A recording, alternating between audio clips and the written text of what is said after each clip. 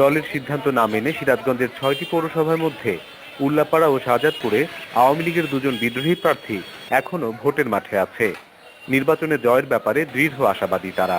আমি বিশ্বাস করি যদি আমাদের এই গভর্নমেন্ট যদি সুষ্ঠু নিরপেক্ষ নির্বাচন এখানে যদি হয়, অবশ্যই আমি এখানে পৌর মেয়র হিসাবে আমার এই জনগণ আমাকে চাচ্ছে। সত্যিকারের মুজিব আদর্শকে বাঁচিয়ে রাখতে হলে আমাকে নির্বাচনে যেতেই হবে।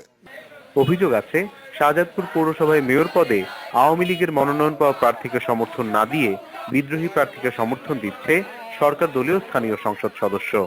তার এমন কর্মকাণ্ডের কারণেই বিগত নির্বাচনে আমি পরাজিত হয়েছিলাম। আসলে আমাদের সেই সময় এই আজকের জিএমপি ওনার ষড়যন্ত্রের কারণেই, সেই উদাহরণ থেকেই সাধারণ মানুষ মনে করে যে বোধহয় এবারও তাই করবে। উল্লাপাড়া পৌরসভায় আওয়ামী লীগের বিদ্রোহী প্রার্থী নৌকার ভোটে কোনো প্রভাব ফেলবে না বলে মন্তব্য ক্ষমতাসীন দল মনোনীত প্রার্থীর। দুটা নির্বাচনও পরে নাই, ইনশাল্লাহ এবার হবে না। আর উনি আমার দলের 2বার বহিষ্কৃত একজন নেতা, যিনি বারবার একই পথ অবলম্বন করছেন। দলের বিরুদ্ধে, জনগণের বিরুদ্ধে, জনগণের রায়ের বিরুদ্ধে উনি দাঁড়ান।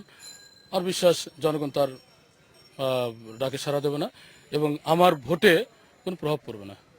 আর বিএনপির প্রার্থীরা মনে করেন আওয়ামী লীগে কোন দলের সুবিধা পাবেন তারা। এটা আওয়ামী লীগ প্রার্থী, আমি একজন বিএনপি প্রার্থী।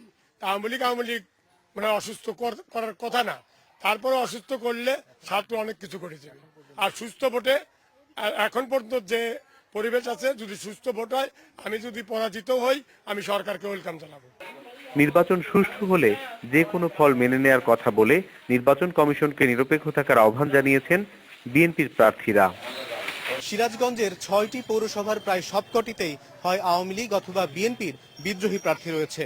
30শে ডিসেম্বরের নির্বাচনের জয় পরাজয় অনেকাংশেই নির্ভর করবে বিদ্রোহী প্রার্থী মোকাবেলায় কোন দল কতটা কার্যকর ভূমিকা রাখলো তার উপর। অনিমেষ কর, ইন্ডিপেন্ডেন্ট নিউজ, সিরাজগঞ্জ।